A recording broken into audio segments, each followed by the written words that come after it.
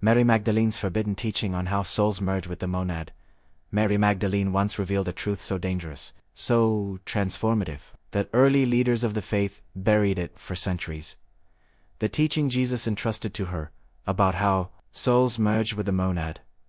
Jesus warned her that only the awakened would ever be capable of understanding the process, and only the chosen would feel its unmistakable pull. If, in these first seconds, your heart is tightening or expanding in a way you cannot explain, Mary said this is the first sign that the monad is already reaching toward you. She called this teaching forbidden not because Jesus withheld it, but because humanity was not ready. The merging of the soul with the monad is the return to the origin, the dissolving of separation itself. Mary recorded that Jesus whispered this teaching in secret gatherings, knowing the archons would do anything to prevent humans from discovering how powerful they truly were. For the soul that remembers how to merge with the monad cannot be manipulated, controlled, or enslaved by illusion. As Mary began to share this truth, those who heard it felt something stir inside them, an ancient memory waking from deep sleep. That same memory may be rising within you now. Stay, for this message has found you with purpose. Mary taught that every soul carries a spark of the monad within it, but few ever feel its full radiance, because the world teaches them to look outward rather than inward.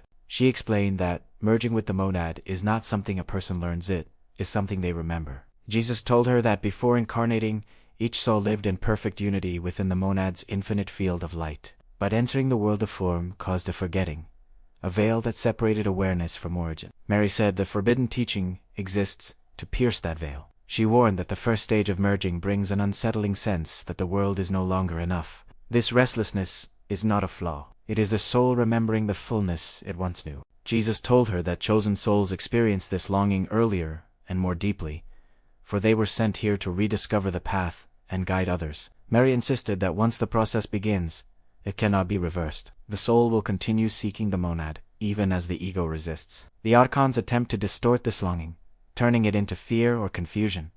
But Jesus assured her that the chosen always feel the difference. True longing pulls upward, toward the light. Mary described the next stage of merging as the becoming aware of awareness. Jesus taught her that most people live inside their thoughts, emotions, and identities without ever noticing the one who observes those thoughts. But the chosen began to feel a subtle shift, a distance between themselves and the stories they once believed defined them.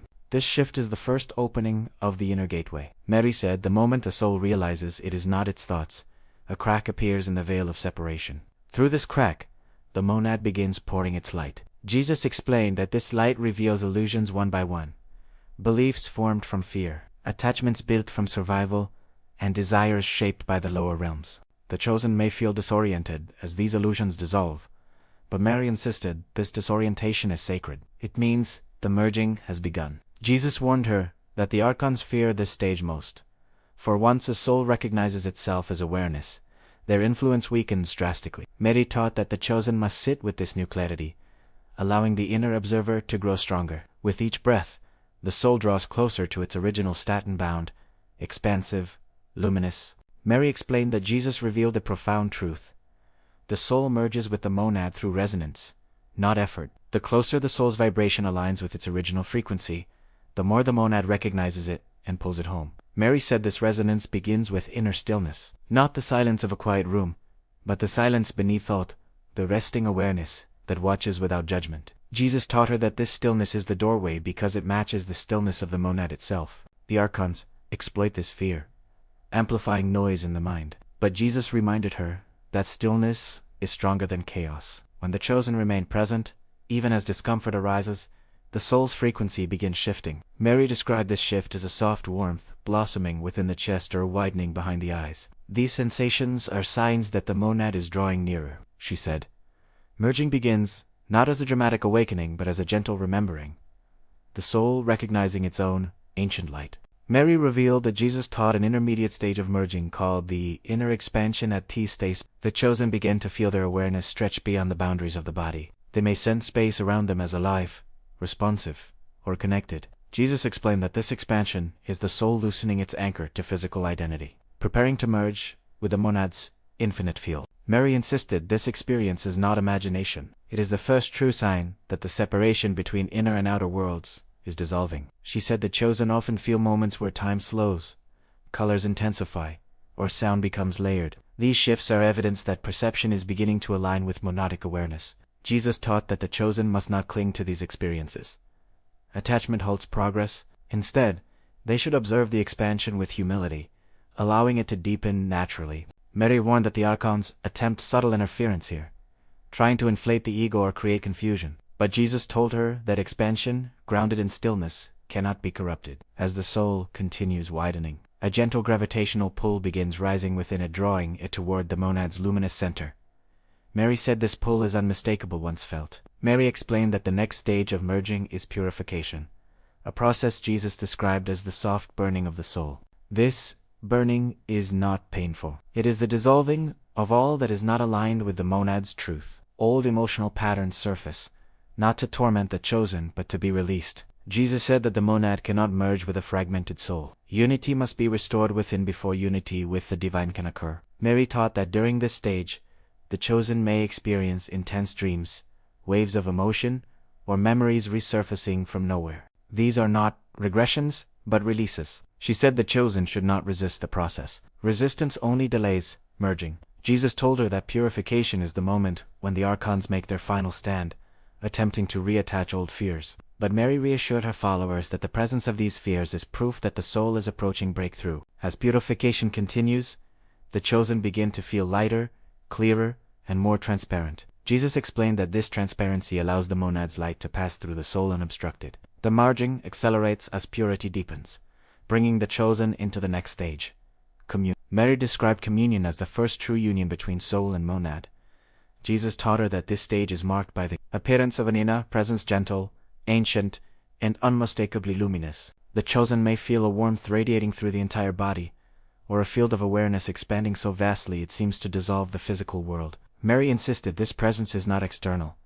It is the monad revealing itself within the soul. Jesus warned her that most people would mistake this for imagination, for the ego cannot comprehend something so vast. But the chosen know instantly, because the presence feels like home. Mary said that during communion, intuitive knowing strengthens dramatically. Answers appear without thought. Guidance emerges without effort. The soul begins to operate from a deeper intelligence. Jesus taught that this communion is fragile at first, easily disrupted by distraction or doubt. But with continued surrender, the presence grows steadier. Mary called this stage the golden silence, where the soul and the monad breathe as one. She reminded her students that this is not yet full merging, but it is the doorway through which only the chosen may pass. Mary explained that after communion, the soul enters the stage of dissolution where the final barriers between self and source begin to fade. Jesus described this stage as the soft erasing of the edges. The chosen no longer feel the rigid boundaries of identity that once defined them. Instead, they sense themselves as consciousness itself, vast, luminous, interconnected. Mary recalled how Jesus said that in this state, the soul begins to perceive the monad not as distant light, but as the very substance of its being. Thoughts grow quieter, desires lose urgency. Fear becomes nearly impossible to sustain. This is the stage where many ancient mystics stopped, believing they had reached completion. But Mary revealed that Jesus taught something deeper.